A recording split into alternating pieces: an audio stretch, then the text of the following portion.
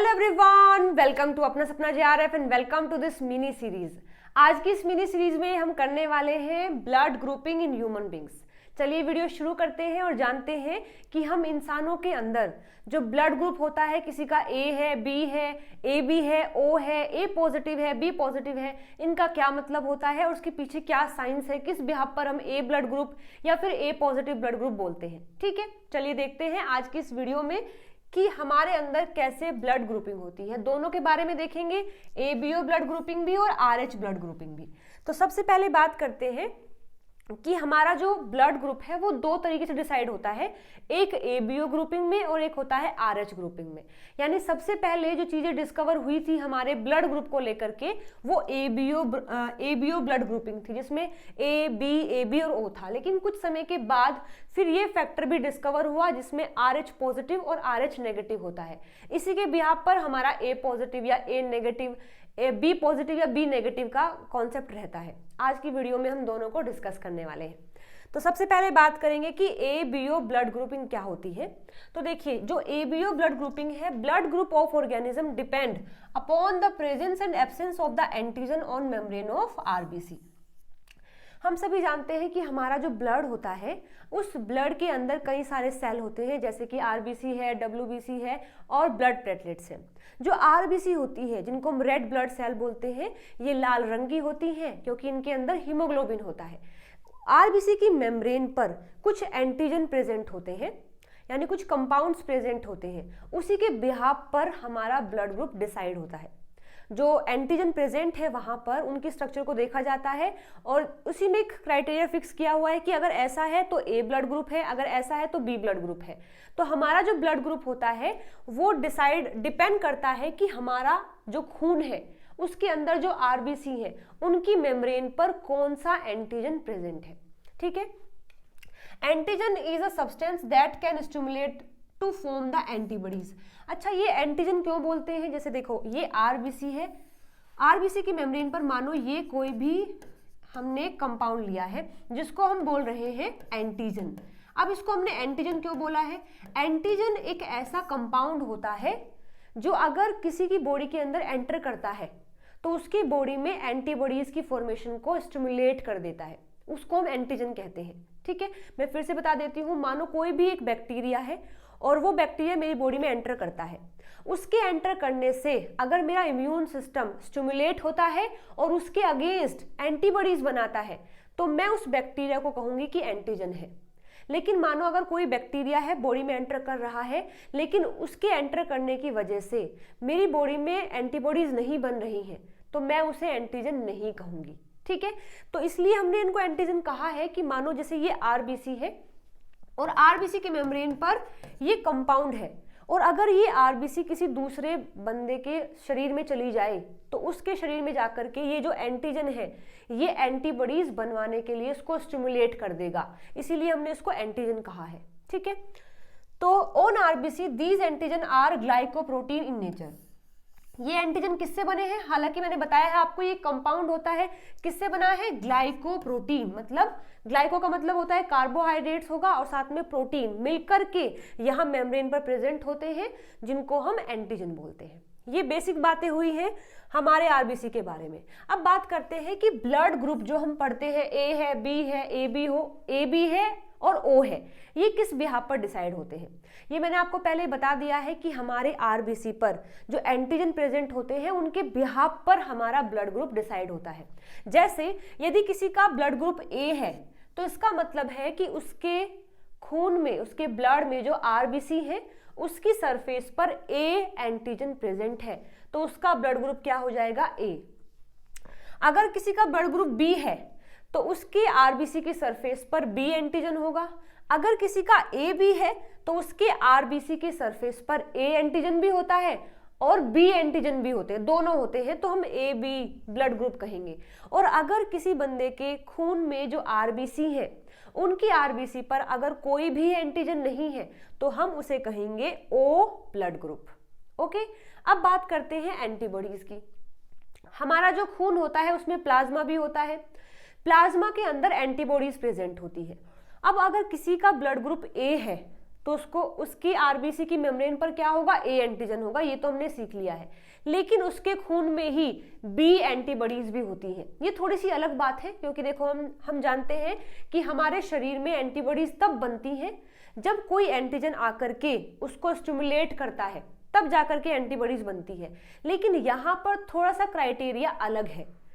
हमारे शरीर में बी एंटीजन नहीं आया है, लेकिन फिर भी हमारी जो खून है, हमारा जो ब्लड है, उसमें बी एंटीबॉडीज प्रेजेंट होती हैं, बाय डिफॉल्ट नेचुरली प्रेजेंट होती है।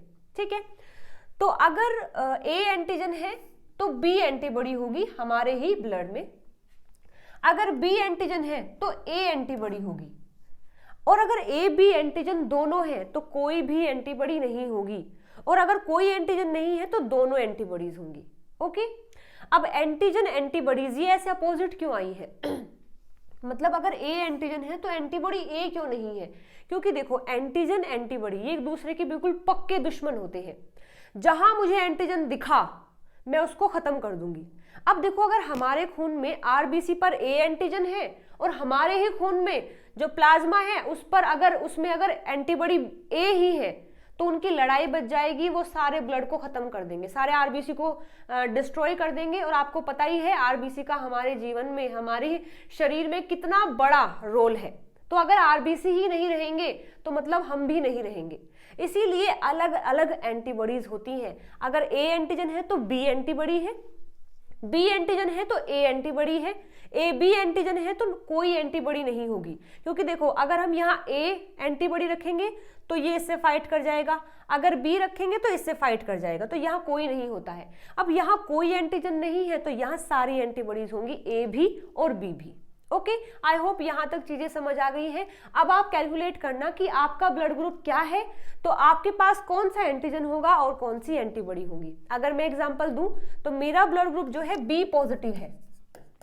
ये पॉजिटिव क्यों आया है हम आगे समझेंगे, लेकिन मैं आपको एग्जांपल के लिए बता रही हूं कि मेरा जो खून है उसमें जो आरबीसी है उसकी सरफेस पर बी एंटीजन होगा, और मेरे खून में जो प्लाज्मा है उसमें ए एंटीबॉडीज होंगी। आप अपना भी जरूर कैलकुलेट करना।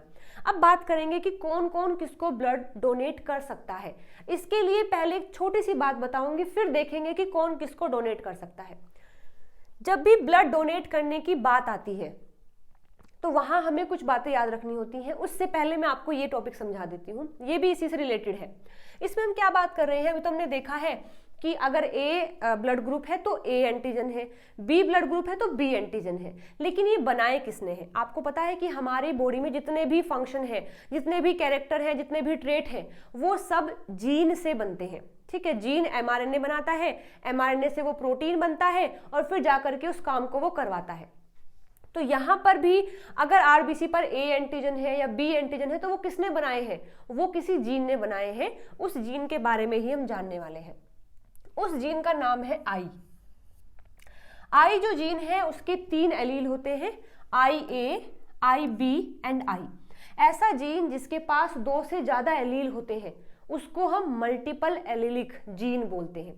तो हमारा ब्लड ग्रुप भी क्या है? मल्टीपल एलील का ही एक एग्जाम्पल है, क्योंकि यहाँ जो जीन है उसके 2 से ज्यादा एलील होते हैं। हालांकि देखा जाए नॉर्मली तो 2 एलील होते हैं बस, लेकिन यहाँ 2 से अगर ज्यादा हो जाते हैं तो उसको मल्टीपल एलील कहते हैं, और हमारे ब्लड ग्रुप ही इसका एक एग्जाम्पल है।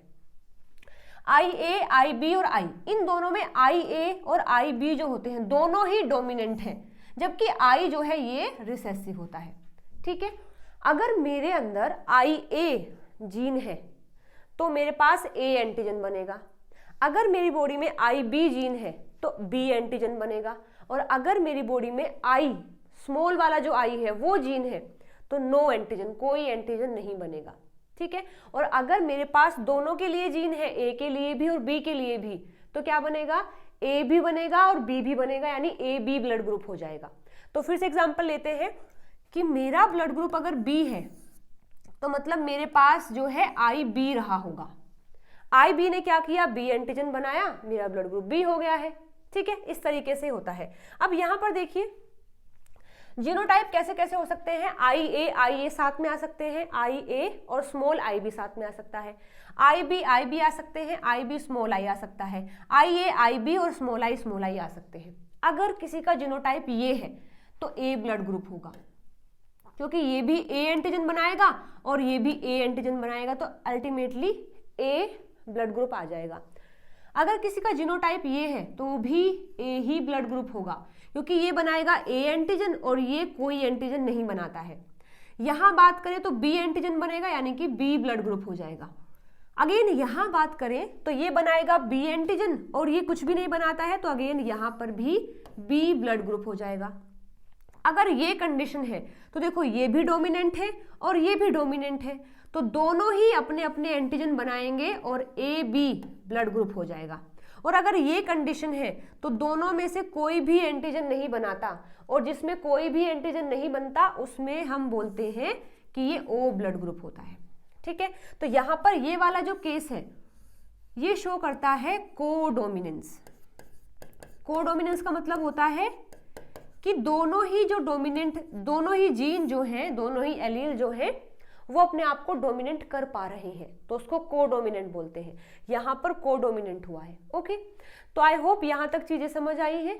देखो मेरा ब्लड ग्रुप बी है, तो हो सकता है मेरे अंदर ये भी कंडीशन मिल सकती है और ये भी मिल सकती है, क्योंकि दोनों में ही ब्लड ग्रुप बी रहता है। ओके, तो यहां तक हमने देख लिया है। अब बात करते हैं डोनेशन की, कि अगर किसी को ब्लड डोनेट करना है तो क्या चीजें देखनी होती है। आपको पता है ना कि इस चीज का बहुत ध्यान रखा जाता है कि ब्लड ग्रुप सेम होना चाहिए तो ही हम डोनेट कर सकते हैं। वो किस बिहाफ पर देखा जाता है, तो यहाँ पर यदि मिसमैच हो जाता है, ब्लड ट्रांसफ्यूजन हुआ है, अगर मतलब ब्लड हमने डोनेट किया है और वहां पर मिसमैच हो गया है, गलत जो है खून वो ट्रांसपोर्ट हो गया है, तो होता क्या है कि वहां एंटीजन और एंटीबॉडी के बीच में रिएक्शन हो जाती है, जिस वजह से क्लम्पिंग हो जाती है या फिर डिस्ट्रक्शन ऑफ आरबीसी हो जाता है। जैसे मानो कि ये आरबीसी है और उसकी सरफेस पर जो है ए एंटीजन है, ए एंटीजन है, और हमने इसको कोई ऐसा खून दिया जिसके खून में ए एंटीबॉडीज थी, तो देखो फिर क्या होगा, ये एंटीबॉडी और ये एंटीजन दोनों आपस में फाइट कर लेंगे। इस फाइट की वजह से ये जो आरबीसी है ये डिस्ट्रॉय, खत्म हो जाएगा।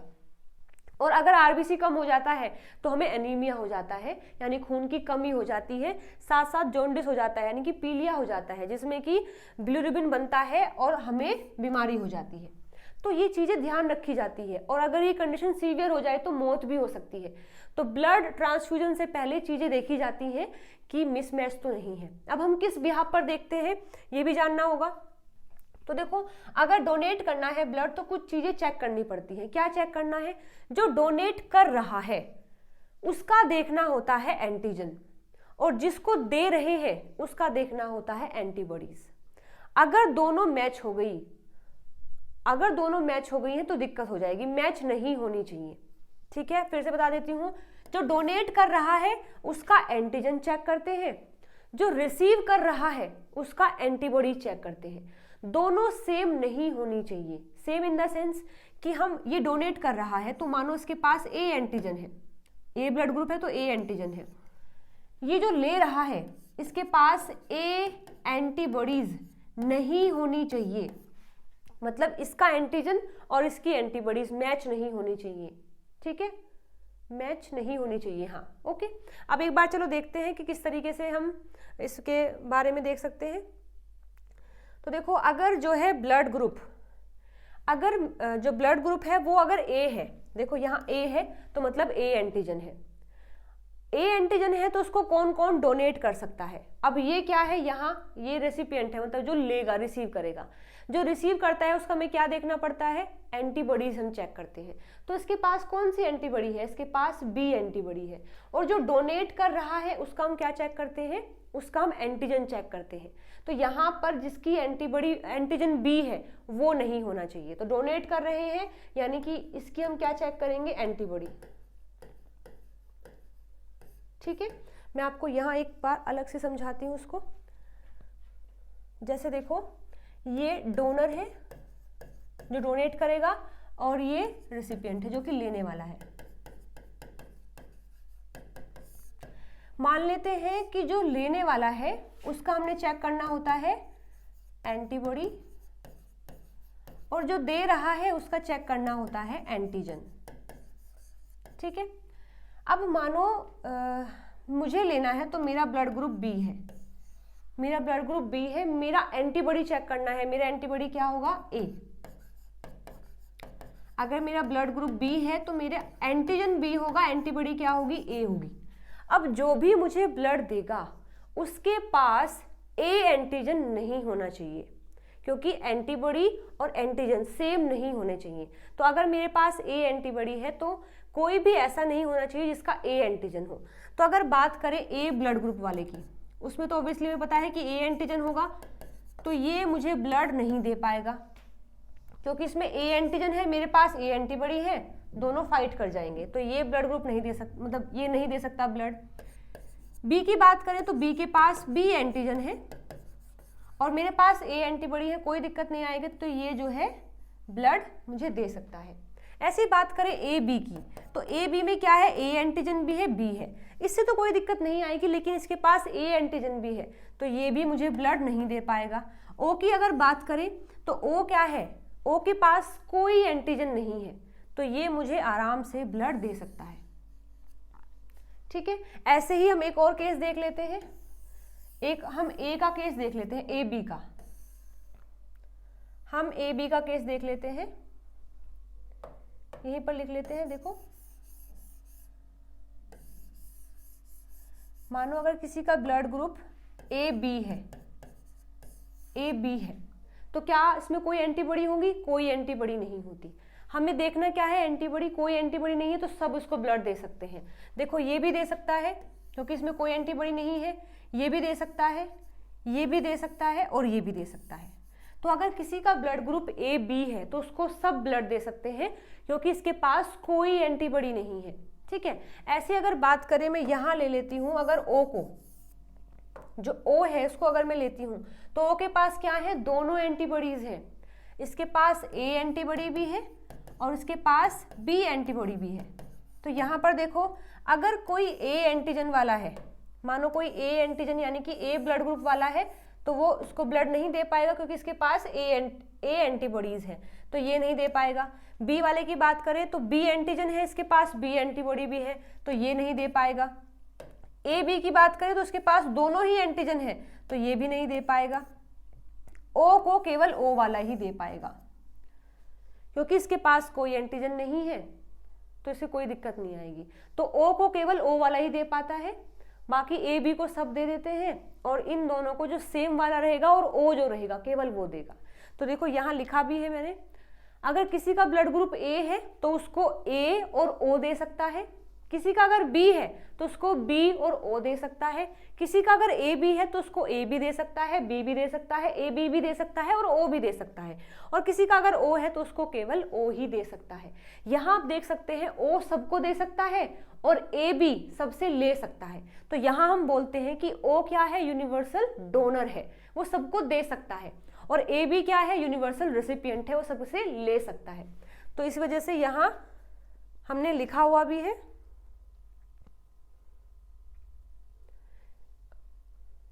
यहां देखिए, जो यूनिवर्सल डोनर है वो ओ है, क्यों है, क्योंकि इसके पास कोई भी एंटीजन नहीं होता है, इसलिए ये सबको डोनेट कर सकता है। और यूनिवर्सल रेसिपिएंट कौन है, ए बी है, क्योंकि इसके पास कोई एंटीबॉडी नहीं होती है, तो ये सबसे ले सकता है। तो ये बातें आपको समझ आ गई होंगी। अब हम बात करते हैं, एक बार इसको देख लेते हैं फ्लो चार्ट को। यहाँ पर जो ए ब्लड ग्रुप है अगर किसी का, तो ये ए से ले सकता है और किससे ले सकता है, ये ओ से भी ले सकता है।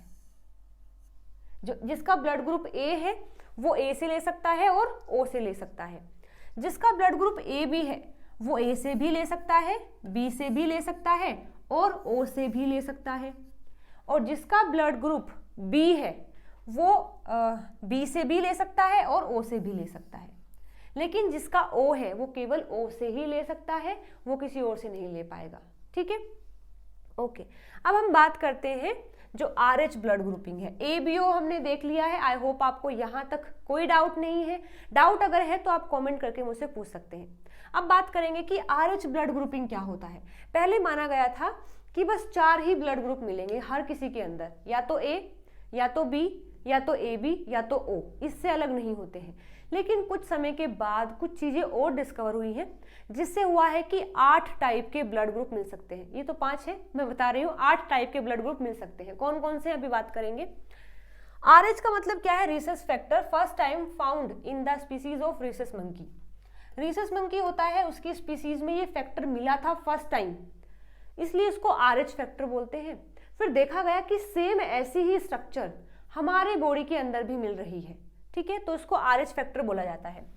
RH क्या है, antigen present on the RBC of human. Exactly जैसे A एंटीजन है, B है और AB है, O का तो कोई एंटीजन नहीं होता है, A एंटीजन है, जैसे B एंटीजन है, ऐसे ही RH भी क्या है, एक एंटीजन है जो हमारे RBC की मेम्ब्रेन पर ही प्रेजेंट होता है, ठीक है। अगेन ये भी क्या है, ग्लाइकोप्रोटीन नेचर का ही होता है, जैसे A एंटीजन है, जैसे B एंटीजन है।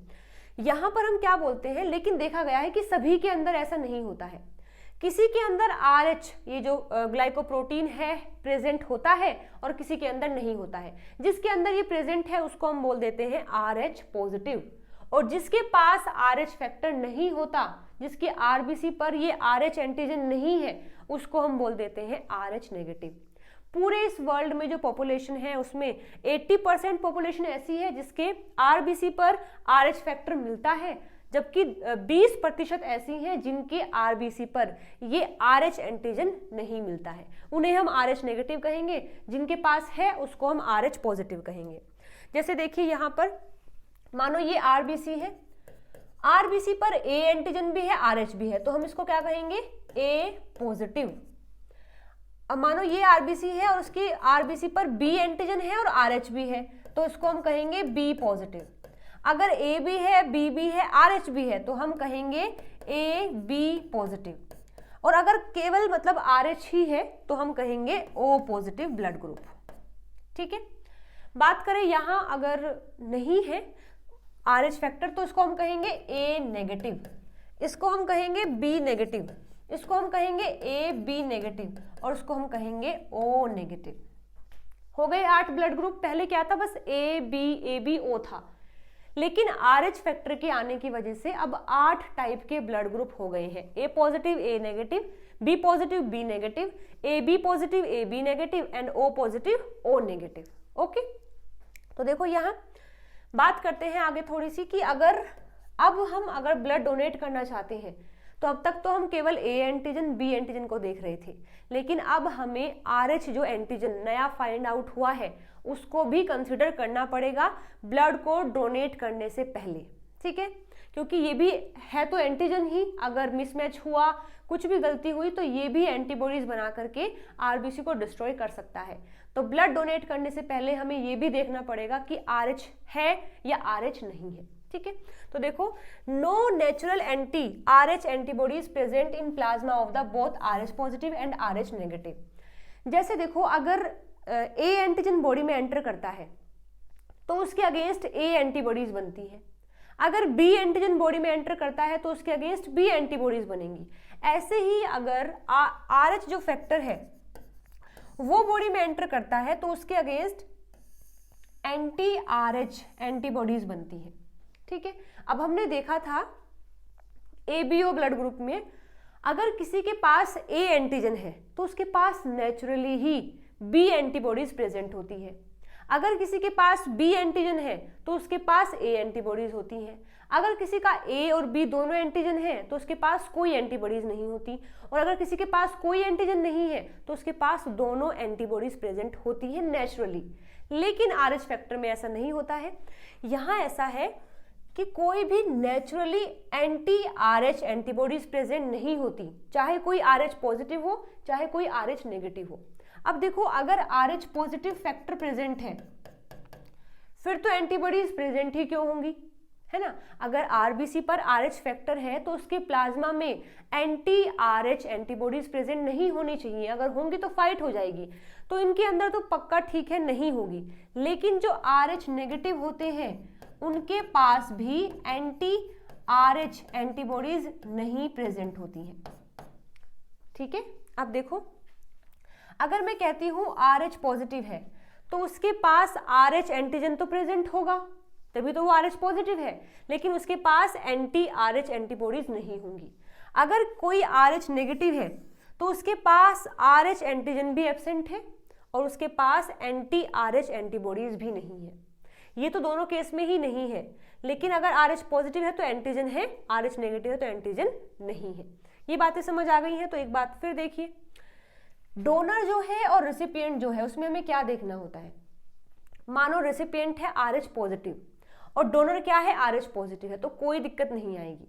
जैसे मानो अगर ये A पॉजिटिव है और ये भी अगर A पॉजिटिव है तो ब्लड डोनेशन में कोई दिक्कत नहीं आएगी, क्योंकि दोनों RH पॉजिटिव है और ये भी। अब ये अगर ले रहा है ब्लड तो इसका जो ब्लड जाएगा इसके पास, उसमें भी RH फैक्टर है, उसमें भी RH फैक्टर है, तो कुछ नया नहीं आया है बॉडी में, तो बॉडी कोई भी रिएक्शन नहीं करेगी, क्योंकि RH फैक्टर जो है उसके लिए पहले से ही सिमिलर है, मतलब वो उसको जानती है, तो कोई भी दिक्कत नहीं आएगी ब्लड का जब हम ट्रांसपोर्ट करेंगे। ठीक है। ऐसे ही अगर कोई RH नेगेटिव फॉर्म में है और लेने वाला भी RH नेगेटिव है तो भी कोई दिक्कत नहीं आएगी, क्योंकि जो ले रहा है उसके लिए भी RH फैक्टर मतलब नहीं है उसके पास भी, और जिससे वो ले रहा है उसके पास भी RH नहीं है, तो कोई दिक्कत नहीं आएगी। ऐसे अगर कोई RH नेगेटिव वाला है और ये RH पॉजिटिव वाला है तो भी कोई दिक्कत नहीं आएगी। क्यों नहीं आएगी? देखो, इसके पास RH फैक्टर है, जो ब्लड उसके पास आया है उसमें RH है नहीं, तो कोई दिक्कत की बात नहीं है, यहाँ भी नो प्रॉब्लम, ब्लड आराम से मतलब कोई दिक्कत नहीं करेगा। लेकिन अगर कोई लेने वाला RH नेगेटिव है और देने वाला RH पॉजिटिव है तो यहाँ दिक्कत आएगी। देखो कैसे, ये लेने वाला है, मतलब ये इसकी बॉडी में RH फैक्टर बिल्कुल नया है, क्योंकि इसके पास RH फैक्टर नहीं है, और जो उसको दे रहा है उसके पास RH फैक्टर है। तो मतलब जैसे ही ये वाला ब्लड इसकी बॉडी में जाएगा तो इसके लिए जो RH फैक्टर है ये बिल्कुल नया होता है। वो समझता है कि कोई बाहर से कोई एंटीजन आया है तो वो उसके अगेंस्ट एंटी RH एंटीबॉडीज बना देता है। बात समझ आ गई है? ये लेने वाला है और ये देने वाला है। जो लेने वाला है उसके लिए RH फैक्टर एक नई बला है, क्योंकि उसके पास पहले से वो चीज है नहीं, और जिसने उसको ब्लड दिया है उसके पास RH है, तो जैसे ही वो ब्लड उसके पास जाएगा तो ये रिएक्शन कर देगा, तो उसको लगेगा कि RH कोई भयानक एंटीजन है जो मेरी बॉडी में घुस गया है, तो वो उसके अगेंस्ट एंटी RH एंटीबॉडीज बना देता है, जिससे फिर वहां पर कोएगुलेशन मतलब जिससे कि वहां पर क्लम्पिंग हो जाती है और जो RBC है वो डिस्ट्रॉय होना स्टार्ट कर देती है। ठीक है, तो यहाँ पर हम बात करेंगे अब यूनिवर्सल डोनर कौन हो जाएगा। अब तक तो हमने कहा था कि जो O है वो क्या है, यूनिवर्सल डोनर है, A भी क्या है, यूनिवर्सल रेसिपिएंट है। लेकिन जब से ये पॉजिटिव और नेगेटिव वाला फंडा आया है तो हमारा ये जो डेफिनेशन है ये भी चेंज हो गया है। अब की बार जो O नेगेटिव है, this is the universal donor. देखो कैसे, जो O नेगेटिव वाला है इसके पास मतलब क्या है,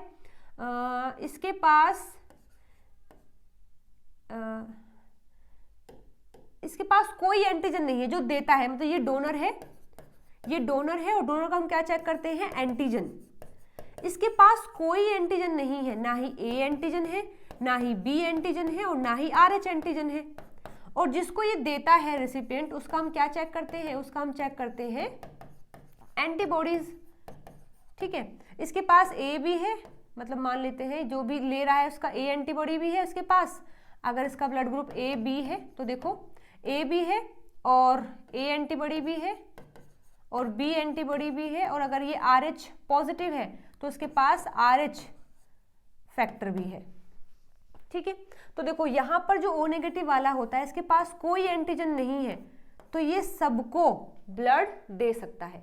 लेकिन अगर यहीं पर मैं O पॉजिटिव की बात करूं तो उसके पास ये नहीं है, ये नहीं है, लेकिन ये तो हो जाएगा, तो फिर इसको चेक करना पड़ेगा कि ये एंटीजन है तो कहीं पर क्लम्पिंग ना हो जाए, मैच ना हो जाए। तो यहाँ यूनिवर्सल डोनर कौन होगा, O नेगेटिव, और यूनिवर्सल रेसिपिएंट जो है वो होता है AB पॉजिटिव। क्योंकि देखो AB पॉजिटिव के पास क्या है, A एंटीजन भी है, B एंटीजन भी है और RH फैक्टर भी है, तो ये सबसे ले सकता है, A से भी ले सकता है और B से भी ले सकता है, और जो RH पॉजिटिव फैक्टर है वो नेगेटिव वाले से भी ले सकता है और पॉजिटिव वाले से भी ले सकता है। तो यहाँ पर जो यूनिवर्सल रेसिपिएंट है वो AB पॉजिटिव हो जाएगा और यूनिवर्सल डोनर जो है वो O नेगेटिव हो जाएगा। ठीक है, तो आई होप यहाँ तक चीज़ें आपको समझ आ गई हैं। ये वाला टॉपिक हमने पढ़ लिया है। अभी भी अगर आपको लगता है किसी भी पॉइंट में कोई डाउट है तो आप कमेंट करके मुझसे ज़रूर पूछ सकते हैं। चलिए मिलते हैं अगली वीडियो में नए टॉपिक के साथ में। Till then bye bye, take care.